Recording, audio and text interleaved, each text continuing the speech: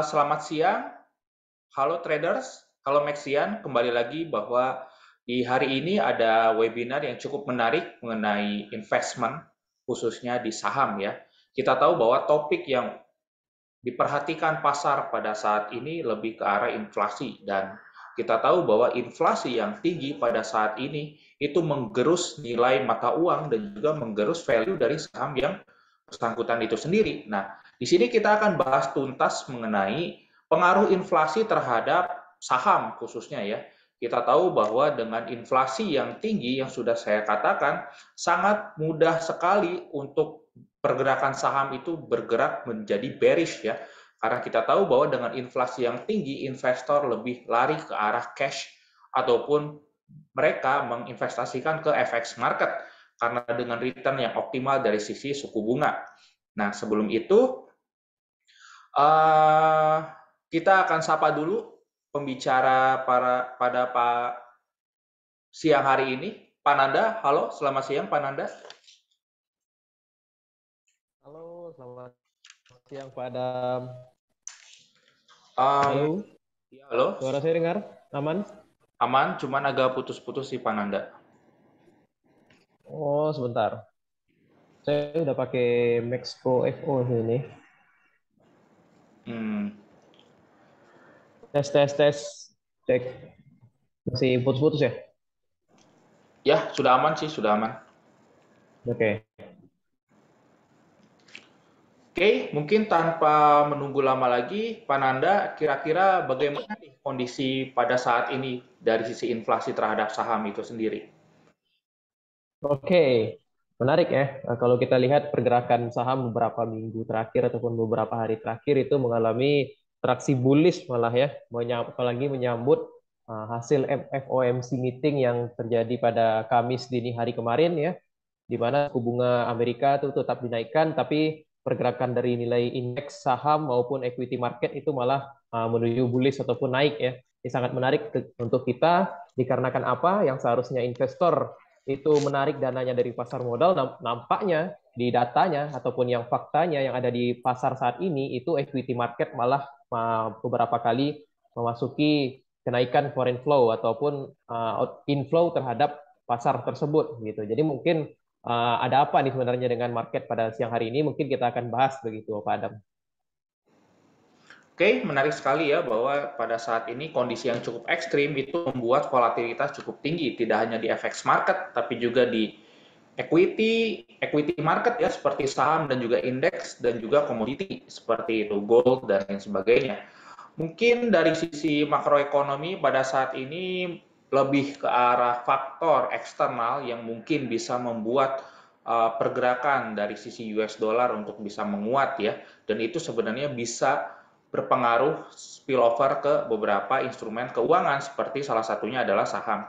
Nah, jadi di webinar pada kali ini saya akan membahaskan kita ya, di sini Pananda akan membahas mengenai pengaruh inflasi terhadap pasar saham seperti itu. Oke, tanpa berlama-lama lagi mungkin Pananda silahkan di-share mengenai materinya.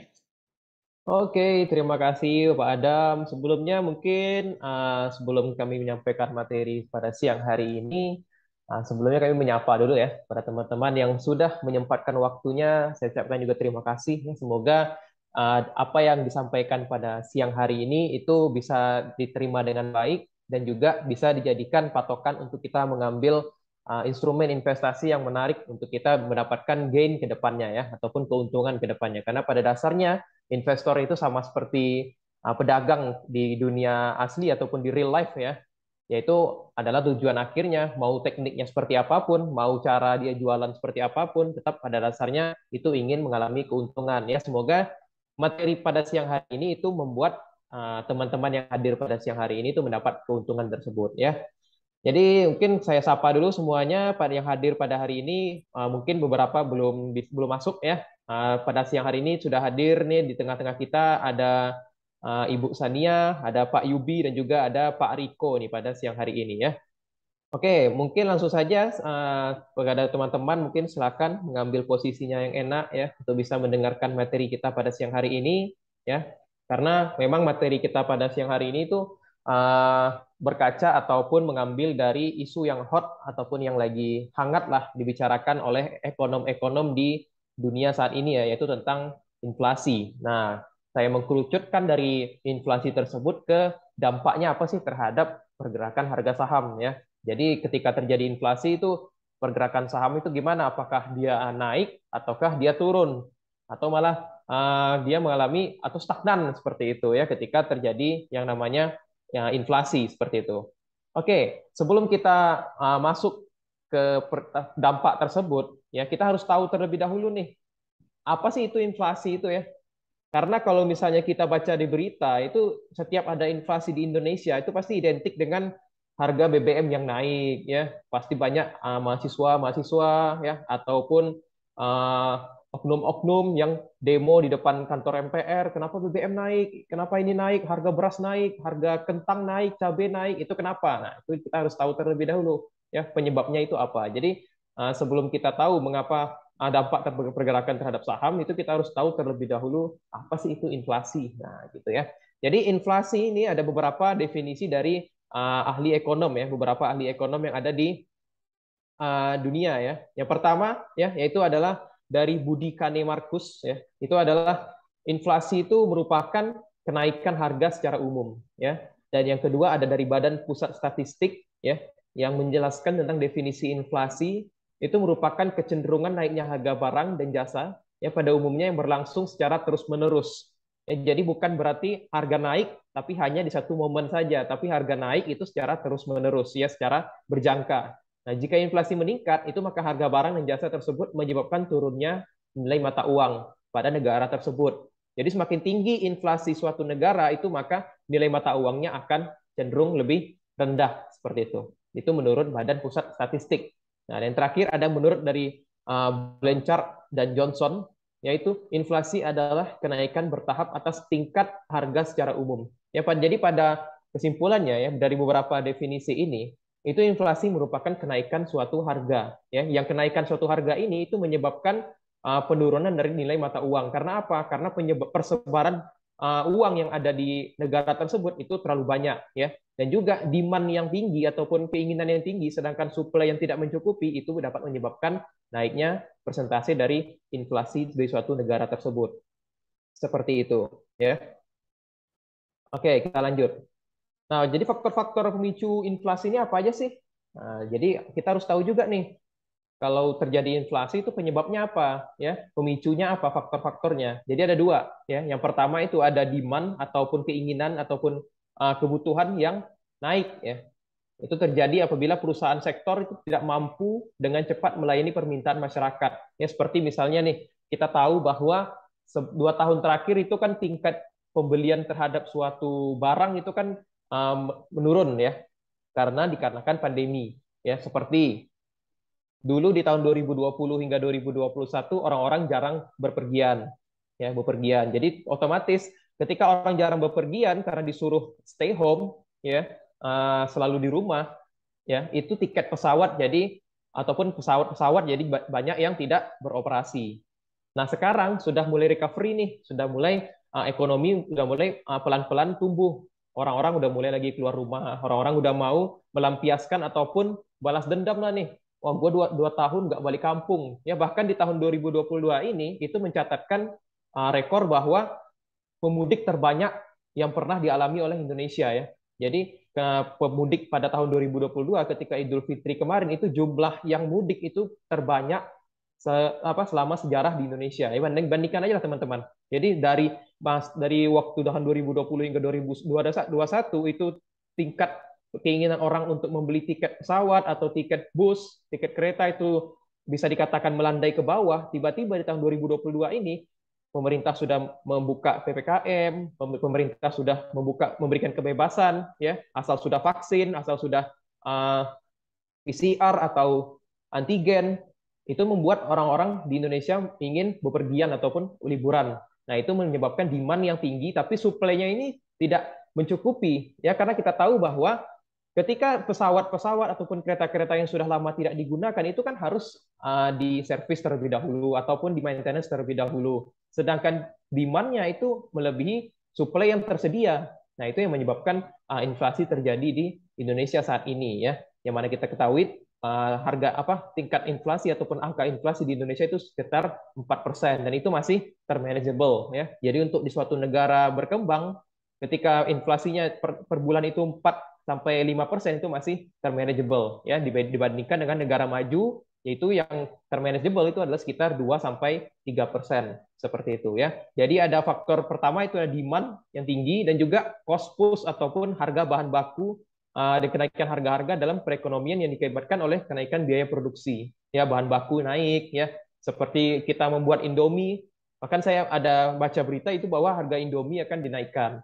Bahkan harga gorengan saja sekarang ini ya teman-teman ya, yang mungkin sering belanja gorengan nih, yang harganya awalnya 1.000, sekarang mungkin beberapa tukang goreng udah ada yang harganya 1.500 satunya, atau 1.000 atau 2.000 bahkan. Ya, itu dikarenakan apa? Karena dari harga minyak yang naik, ya, dari harga bahan-bahan baku untuk membuat bakwan ataupun membuat tahu goreng itu naik, jadi menyebabkan inflasi seperti itu. Karena harganya awalnya di sini itu karena demand yang tinggi itu jadi harganya di area sini. Jadi membuat persebaran mata uang ataupun uang yang ada peredaran uang yang ada di negara itu menjadi lebih banyak dari sebelumnya seperti itu. Ya, jadi ada dua faktor yang menyebab inflasi. Yang pertama adalah demand dan yang kedua adalah cost push seperti itu. Nah, bagaimana sih cara kita ataupun cara pemerintah mengatasi inflasi tersebut? Ya, yang mana kita ketahui inflasi itu juga kalau positifnya itu identik dengan pertumbuhan ekonomi di suatu negara. Karena apa?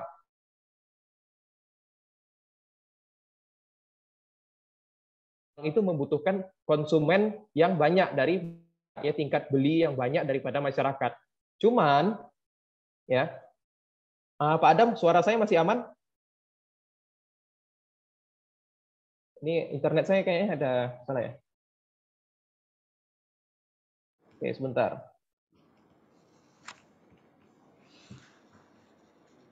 Suara saya masih aman, Pak Adam? Gimana? Aman sih, Suara aman. saya aman ya? Aman. Oke. Tadi sempat Oke. putus sih sedikit. Oke, kalau misalnya ada apa-apa, telepon aja Pak Adam ya. Siap, nanti saya chat. Siap. Oke, terima kasih atas mohon maaf ya. Mungkin tadi ada sedikit gangguan dari jaringan ya. Oke, saya lanjut ya. Jadi kita sebagai pemerintah itu dengan bagaimana cara pemerintah mengatasi inflasi tersebut, yaitu identik dengan menaikkan suku bunga. Ya, kenapa? Kenapa pemerintah menaikkan suku bunga? Karena persebaran uang tadi ataupun peredaran uang yang banyak tadi itu agar masyarakat tidak men-spend-nya ataupun mengeluarkannya untuk barang-barang, tapi lebih ke save gitu ataupun nabung. Karena apa? Karena kalau kita nabung di deposito itu adalah fixed income ataupun return yang udah pasti. Ya, misalnya dari bank A itu deposito. Kalau kita misalnya kita deposito setahun itu return dari depositonya sebesar 5%. Itu sebelum inflasi nih, sebelum terjadi inflasi 5%. Dikarenakan inflasi yang tinggi, tingkat inflasi yang tinggi, itu Bank Indonesia ya sebagai pusat bank ataupun yang mengatur bank-bank yang ada di negara Indonesia, Bank Indonesia itu menaikkan suku bunga. Jadi misalnya dinaikkan bulan ini dinaikkan 0,5 basis point ataupun dinaikkan 0,75 basis point. Yang mana yang seharusnya setiap tahun itu mendapatkan 5%, tapi dikarenakan ada inflasi itu menjadi 5,5% misalnya ataupun 5,75%. Nah, itu yang membuat ketertarikan para investor ya. Jadi mereka berpikir kan, daripada saya invest uang ini ke trading ataupun ke saham yang return-nya tidak pasti, lebih baik saya memindahkan uang saya ataupun mengambil uang saya yang di saham tadi ataupun di equity market lain ataupun aset-aset investasi lain dipindahkan ke deposito karena return on investment-nya yang sudah fix ataupun yang sudah pasti, dan itu pasti ditanggung oleh pemerintah seperti itu, dijamin oleh pemerintah seperti itu ya. Jadi memang dari cara untuk menekan inflasi tersebut ataupun menurunkan angka inflasi tersebut itu adalah dengan cara menaikkan suku bunga ya, karena agar membuat ketertarikan terhadap investor seperti itu. Nah, kenaikan suku bunga ini apa sih pengaruhnya terhadap pergerakan harga saham? Yang tadi sudah saya sempat mention ya, yaitu aliran dana dari pasar saham itu mulai keluar ya, sedikit-sedikit sudah mulai keluar. Dan itu memang kalau teman-teman sering cek di IDX ya ataupun di US stock, itu memang beberapa institusi itu mulai mengambil ataupun taking profit terhadap posisi-posisinya yang ada di saham ataupun suatu perusahaan. Untuk di apa? Untuk di hold cash dan juga dialihkan ke deposito bank. Karena apa? Karena fixed income tadi ya, ketertarikan terhadap fixed income tadi. Jadi mau nggak mau itu pasti saham ataupun equity market yang lain itu mengalami pelemahan ya, pergerakan yang melemah. Tapi hanya sebagai temporary saja ya, tidak ke depannya ataupun 5 sampai 10 tahun lagi itu pergerakan harga saham akan turun terus ya, enggak ya. Hal ini itu untuk sebagai temporary saja terhadap pasar saham. Jadi memang ada dampaknya terhadap pergerakan harga saham, tapi cuma hanya secara temporary seperti itu ya. Jadi aliran dana dari pasar saham itu mulai keluar ya, dipindahkan oleh investor ke deposito bank seperti itu ya. Nah, jadi inflasi yang tinggi juga itu bukan berarti semua sektor saham itu menjadi terdampak ya.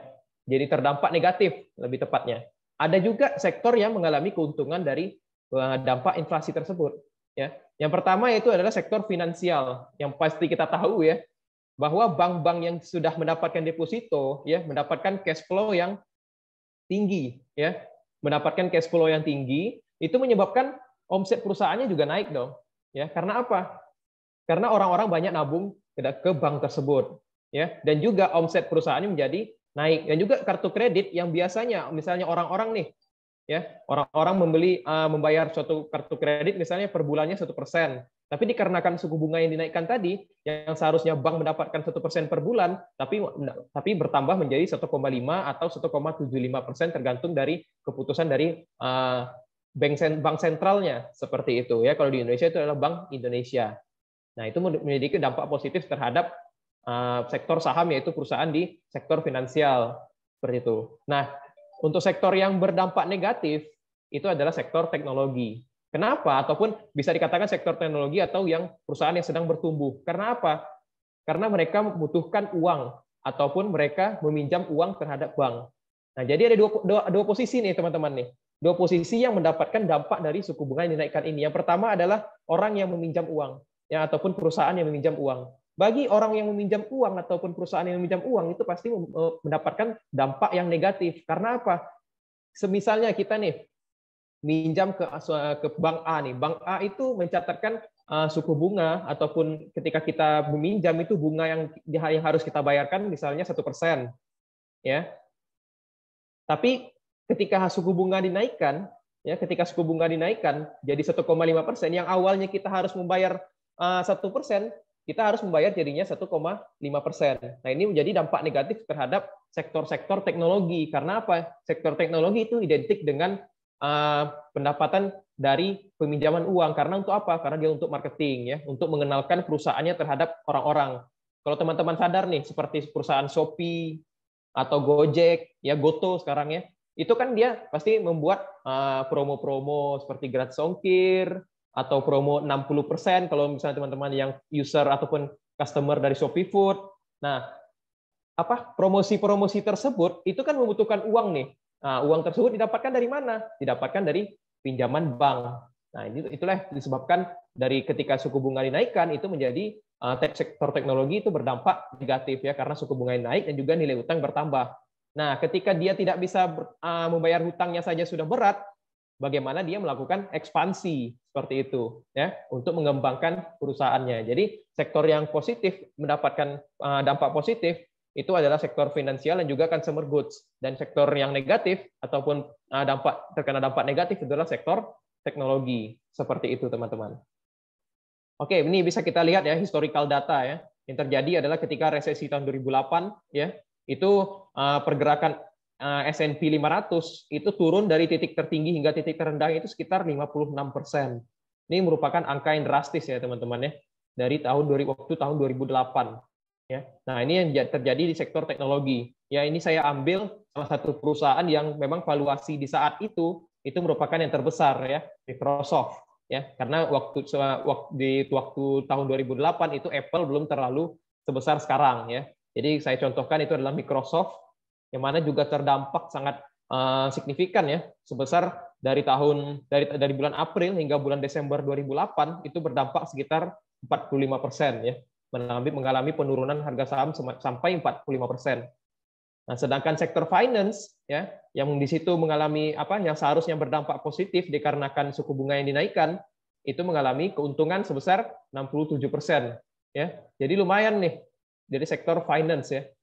Gitu. Jadi kita harus mencari opportunity saat ini ya dengan cara apa? Kedepannya itu kita dari masa lalu ataupun historical data.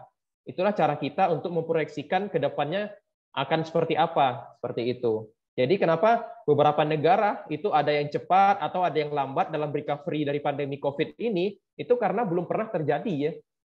Selama di dunia ini belum ada namanya virus corona. Makanya semua pemerintahan ataupun semua negara itu bingung mau ngapain. Jadi wajar ada negara A yang masih recovery, negara B yang sudah berhasil melawan COVID ataupun sudah berhasil berdampingan hidup dengan corona. Ya itu beda-beda seperti itu. Nah, untuk kita bagaimana cara kita mencari peluang untuk bisa mendapatkan return on investment untuk kita itu adalah dengan cara melihat historical ke belakang ya. Seperti inflasi yang tahun 2008 ini. Ya, seperti itu. Ya, halo? Suara saya mati ya? Halo? Aman-aman sih sebenarnya kalau suara. Oh, ya. Ini Pak Bu Sania ngechat saya ini. Kirain nggak ada. Oke. Jadi saya berdasarkan Pak Adam aja ya Pak Adam ya. Kalau misalnya ada apa-apa, on mic aja Pak Adam. Yap, aman. Oke, terima kasih Pak Adam. Yap, Oke, kita lanjut ya. Dari sisi consumer goods nih, ya juga mengalami keuntungan ketika inflasi tahun 2008 ya. Itu naik dari titik terendah hingga titik tertingginya itu sekitar 21%. Ya, jadi memang kita harus mengaca dari historical data ya ataupun masa lalu untuk bisa memproyeksikan masa depan seperti itu. Nah, sekarang ini ya itu adalah inflasi yang terjadi di tahun 2022 ya. Dari awal tahun sebenarnya itu sudah Amerika itu sudah mengalami inflasi ya karena dari bulan Desember itu inflasinya saja sudah hampir 6% ya, dan saat ini itu inflasi di Amerika sudah menyentuh angka 9% seperti itu di bulan Juli kemarin seperti itu, atau bulan Juli ini maaf, seperti itu ya. Dari titik tertingginya hingga titik terendah sekarang itu sudah turun sekitar 24% ya dari inflasi tahun 2022 ini. Nah, sektor teknologi tentu yang paling berdampak ya, yaitu sekitar minus 28%. Nah, ini merupakan opportunity untuk kita bahwa kalau teman-teman ingin investasi terhadap suatu saham yang bagus, apalagi perusahaan yang selalu untung namun harga sahamnya turun, itu merupakan opportunity untuk kita, yaitu buy on weakness ya ataupun buy on the dip seperti itu ya. Jadikan ini merupakan titik entry kita untuk kita bisa hold 5 sampai 10 tahun ke depan.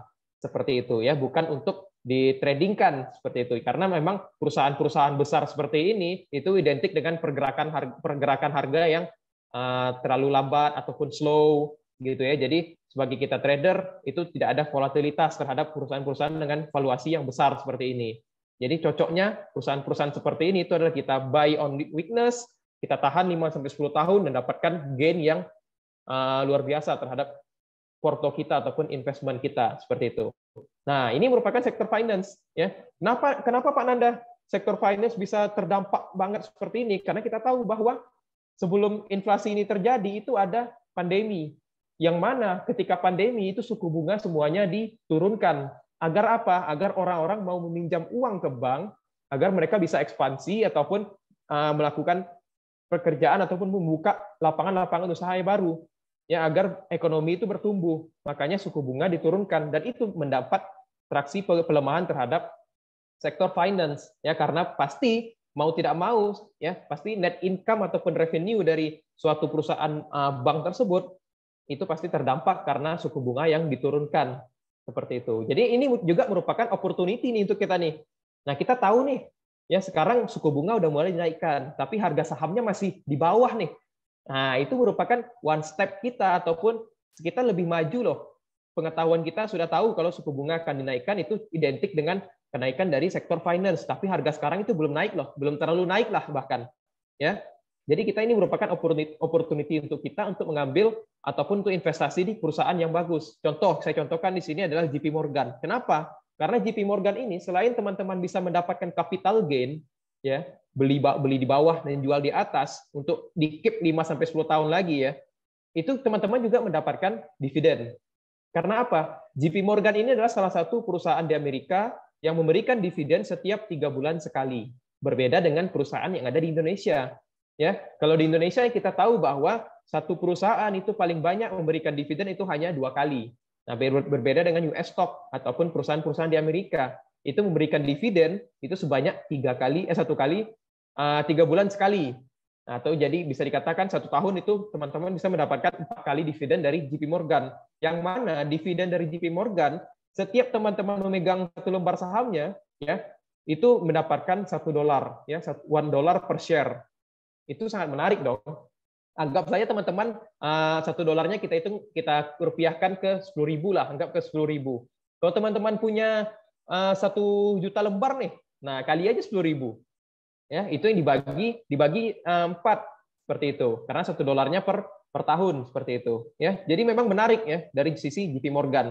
Dikarenakan selain harganya yang masih under value ataupun price action-nya masih murah dan juga dividen yang selalu dibagikan oleh JP Morgan. Dan yang kedua adalah sisi dari consumer goods. Ya, di sini mengalami pelemahan ya dikarenakan juga karena minat beli dari orang-orang itu kemarin di tahun 2020 hingga 2021 itu kan kurang ya. Dan itu dan pelemahan 8% ini itu menurut saya masih termanageable gitu ya, masih defensif karena memang consumer goods ini adalah salah satu ataupun perusahaan yang masuk dalam sektor consumer goods ya, sektor defensif maksud saya ya, defensif stock ataupun yang di sektor yang bertahan terhadap makroekonomi yang misalnya ada perang ataupun ada kejadian seperti saat ini pandemi ya, penurunan dari saham-saham defensif stock itu cenderung lebih lambat. Cuman kalau bedanya dengan offensive stock, itu pergerakannya ketika suatu negara itu sudah balik lagi ataupun sudah recovery, itu geraknya akan kalah dengan offensive stock. Ya cocoknya, jadi perusahaan consumer goods ini lebih cocok ke investing daripada trading. Nah, pelemahan ini bisa kita manfaatkan juga nih teman-teman. Manfaatkan untuk ngambil buy on weakness juga. Ya, karena perusahaan PG ini, kalau teman-teman tahu, itu sudah ada semenjak tahun 1880-an. Ya, umurnya udah lebih hampir 200 tahun seperti itu ya. Jadi kesimpulannya apa teman-teman? Pengaruh inflasi terhadap suku bunga ini. Jadi memang inflasi itu kan identik dengan kenaikan suku bunga. Ya karena apa? Karena dari situlah teknik suatu pemerintahan untuk bisa menekan angka inflasi tersebut ya. Yang kedua ya, dikarenakan suku bunga yang dinaikkan itu aliran dana dari pasar saham ataupun equity market ataupun aset-aset investasi yang lain itu mulai perlahan dikeluar dan juga investor mulai menabung ke deposito ya, tapi itu hanya secara temporary ya, tidak bertahan setahun ataupun 2 tahun ke depan seperti itu ya, hanya berdasarkan ketika momentum tersebut saja ya. Nah yang ketiga, beberapa sektor yang diuntungkan ketika terjadi inflasi itu adalah sektor perbankan dan juga consumer goods, sedangkan yang dirugikan adalah sektor teknologi seperti itu ya. Mungkin kita sedikit ngecek dari chart beberapa perusahaan tadi ya yang sempat saya mention ya, dan juga mungkin kita lihat dulu lah ya dari sisi Nasdaq nih ya. Teman-teman lihat saja ya dari bulan Mei yang waktu itu ketika itu suku bunga mulai dinaikkan sebesar 0,75 basis point ya, yang mana tidak pernah ketika itu the Fed ataupun semenjak 40 tahun lebih itu the Fed tidak pernah menaikkan suku bunga sebesar itu ya. Dari bulan Mei hingga bulan Juni itu memang berdampak banget lah ya terhadap pelemahan dari sisi equity market seperti itu. Dan juga kalau misalnya teman-teman cek dari composite ataupun IHSG ya, indeks yang ada di Indonesia itu dari bulan Mei hingga bulan Juni itu memang mengalami pelemahan. Tapi saat ini itu sudah mulai mengalami recovery kembali ya, ataupun bounce back ataupun rebound seperti itu ya. Jadi memang beberapa perusahaan yang saya sempat mention tadi itu bagus untuk kita melakukan investing ya. Kita beli karena kita lihat dari chart monthly-nya saja ya. Oke. Kita lihat chart monthly-nya saja, itu harga sekarang ini sama dengan harga di tahun 2018 nih teman-teman. Ya, ini merupakan menarik lah ya. Jadi kalau kita misalnya tahan saja ya selama setahun ataupun 5 tahun ke depan, kita targetkan saja di sini itu kita sudah profit gain sekitar 58% dari titik all time high-nya untuk JP Morgan seperti itu. Dan juga JP Morgan ini selalu memberikan dividen. Teman-teman harus ingat seperti itu ya. Nah, ini dia selalu memberikan dividen seperti itu. Ya, mungkin itu saja materi pada siang hari ini terhadap pengaruh inflasi terhadap pergerakan harga saham. teman-teman yang ingin bertanya, mungkin dipersilahkan. Oke, menarik sekali ya Pananda pembahasan materi pada siang hari ini. Ya, teman-teman barangkali ada yang mau bertanya, silahkan mumpung ada ahlinya ya di sini mengenai saham, khususnya saham US dan juga Indo sebenarnya. Oke, di sini ada pertanyaan nih Pananda, mungkin saya bacakan saja ya. Eh, Oke. dari Sania, dari sisi sosial media katanya. Pada inflasi yang tinggi pada saat ini, lebih baik kita investasi di aset apa ya? Terima kasih. Oke, menarik, menarik, menarik. Terima kasih mungkin pertanyaan dari Bu Sania ya. Oke, aset investasi yang baik saat kita ini untuk investasi sudah saya mention tadi ya. Jadi dari sektor perbankan. Nah, dari sektor perbankan itu teman-teman bisa melakukan mungkin apalagi lah pilih-pilih lagi karena ada sektor perbankan itu kan ada kalau dari sisi US stock yang ada di produk kita itu produk Meksiko itu kan ada beberapa tuh. Ada perusahaan JP Morgan, ya, ada perusahaan Goldman Sachs, ya, ada juga perusahaan Citigroup. Nah, tiga ini teman-teman silakan lihat ya, mana yang cocok dengan teman-teman. Bagaimana cara memilihnya Pak Nanda? Bisa teman-teman cek fundamentalnya ataupun dari sisi price action-nya ataupun harganya ya. Misalnya nih dari sisi JP Morgan itu harga bukunya atau price book value-nya tidak terlalu teman-teman yang cocok dengan teman-teman seperti itu. Jadi teman-teman harus bisa analisa juga ya. Kalau dari saya, ini disclaimer ya, saya tidak pom-pom ataupun tidak menyuruh teman-teman untuk beli ya, karena keputusan investasi ataupun keputusan pembelian balik lagi ke teman-teman. Kalau saya lebih prefer ke JP Morgan. Kenapa? Karena JP Morgan memiliki cash flow yang luar biasa ya, memiliki cash flow yang luar biasa dan juga JP Morgan juga melakukan investasi kepada perusahaan-perusahaan besar dan juga memiliki kepemilikan yang lumayan besar dalam persentasenya. Ada di Google, ada di P&G, ya ada di Microsoft.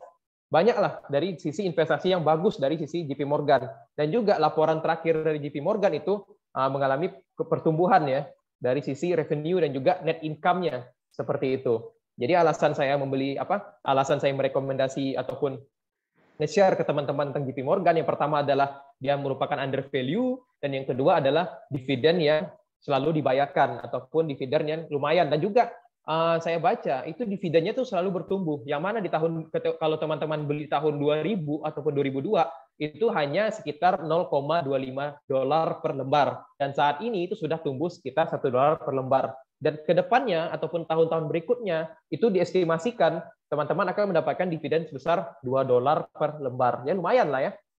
Kalau misalnya kita digaji dengan dolar, kapan lagi nih kita investor digaji dengan dolar, tapi kita tidak perlu bekerja di luar negeri seperti itu. Jadi memang aset investasi yang bagus pada saat ini itu adalah perusahaan-perusahaan yang ada di sektor finance seperti itu. Oke, menarik sekali ya jawabannya. Jadi sektor finance menjadi appealing ya atau hal yang paling menarik untuk kita melakukan investment. Kemudian pertanyaan kedua nih, mungkin ini pertanyaannya yang terakhir. Sore Pak, mau tanya sektor saham apa yang paling dirugikan saat inflasi pada saat ini yang tinggi ataupun yang diuntungkan ya, seperti itu. Oke, terima kasih pertanyaannya luar biasa ya.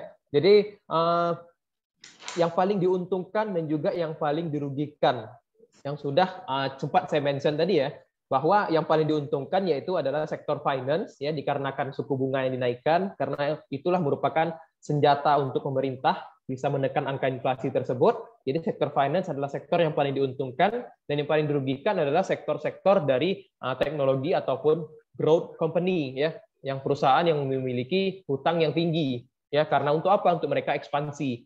Jadi memang dampak dari kenaikan suku bunga itu berdampak banget dengan hutangnya ataupun jumlah hutangnya yang mana ketika dia harus membayarkan misalnya 100 juta karena suku bunganya 10% dari total pinjaman, tapi dikarenakan suku bunga yang dinaikkan sebesar 1% misalnya, itu sangat berdampak sekali yang mana seharusnya 100 juta, jadi membayarnya harus 101 juta seperti itu. Ya. Jadi kalau itu kan kita sebagai pribadi nih, minjam 100 juta. Kalau perusahaan nggak mungkin dong minjam ke bank sebesar 100 juta, pasti hitungannya sudah miliaran. Dan 1% dari miliaran itu lumayan teman-teman dalam hal pembayaran seperti itu. Jadi memang sektor yang paling terdampak untuk perusahaan di saham ataupun perusahaan-perusahaan yang ada di dunia ini itu adalah merupakan sektor teknologi ataupun growth company atau perusahaan yang lagi ingin tumbuh dan juga ekspansi seperti itu. Baik, sebentar. Mungkin untuk webinar pada siang hari ini kita sudahi ya, rekan-rekan, karena pertama sudah tidak ada yang bertanya lagi. Barangkali ada yang mau disampaikan, Pak Nanda, penutup? Oke, terakhir ya. Jadi seperti ini teman-teman. Sebenarnya dalam hal inflasi itu hanya sebagai momentum ataupun suatu event yang terjadi temporary terhadap pergerakan harga saham. Karena pada dasarnya pelemahan harga saham ataupun uang yang keluar dari equity market ataupun pasar modal itu hanya bersifat temporary ataupun sementara. Ya, karena pada akhirnya ataupun kedepannya tetap perusahaan yang memiliki fundamental yang bagus ataupun laporan keuangan yang bagus dan juga perusahaan yang sehat itu pasti harganya akan mengikuti fundamentalnya. Kita contohkan ya. Contoh misalnya fundamentalnya di sini nih, tapi harga perusahaannya masih di sini nih atau harga sahamnya itu mau hanya tunggu waktu saja, cepat atau lambat harganya ini akan mendekati fundamentalnya seperti itu. Jadi gunakanlah penurunan harga saham ini ataupun aksi profit taking dari beberapa institusi ataupun panic selling dari beberapa investor dikarenakan kita tahu bahwa Amerika akan resesi atau Uni Eropa akan resesi, manfaatkan itu sebagai opportunity kita untuk mendapatkan harga yang murah seperti itu ya, membeli dengan harga yang murah. Jadi jangan ketika harga udah bounce back atau harga sudah rebound yang mana kita seharusnya beli di sini nih karena kita lihat harga udah naik kencang 10-20% kita FOMO, malah FOMO ya, malah FOMO, kita ikut-ikutan. Nah, ketika kita udah 20%, beli di harga 20%, tentu karena harganya sudah naik tinggi tentu butuh koreksi atau butuh konsolidasi terlebih dahulu. Nah, di saat itu kita malah psikologi kita pasti terganggu dong. Kita ini beli di pucuk nih, aduh jual atau enggak nih, atau gimana nih. Nah, jadi itu membuat kita menjadi psikologi kita terganggu seperti itu. Jadi memang gunakanlah penurunan harga saham saat ini itu menjadi opportunity kita untuk membeli suatu perusahaan bagus di harga yang murah ya. Jadi mungkin itu saja sedikit masukan dari saya. Nah, itu ada komen tuh, momen perang Rusia Ukraina gunakan cari cuan ya. Jadi memang kalau dari kita sisi investor itu memang iya ya. Karena memang kalau misalnya kita investasi di sektor energi contohnya ya, seperti kita beli perusahaan-perusahaan batu bara itu kita sudah profit yang luar biasa ya. Tapi tetap kita harus mendoakan supaya perang Rusia ataupun Ukraina ini agar cepat usai ya, karena tidak dari sisi manusiawi juga kita kan juga tidak mau dong bahwa perang ini akan keterusan ke depannya seperti itu ya. Jadi mungkin terakhir itu saja kata terakhir dari saya. Semoga teman-teman yang ada di sini dapat menerima dengan baik dan juga bisa diaplikasikan ke dalam pasar saham untuk bisa mengambil posisi seperti itu ya. Semoga saya doakan teman-teman di sini menjadi investor yang luar biasa lah, penerus dari Pak Lo Keng Hong dan juga Pak Warren Buffett seperti itu ya. Jadi saya ditutup saja briefing pada sore hari ini. Terima kasih yang sudah bertanya dan juga yang hadir pada siang hari ini. Saya tutup semuanya. Selamat sore. Semoga semuanya sehat-sehat selalu.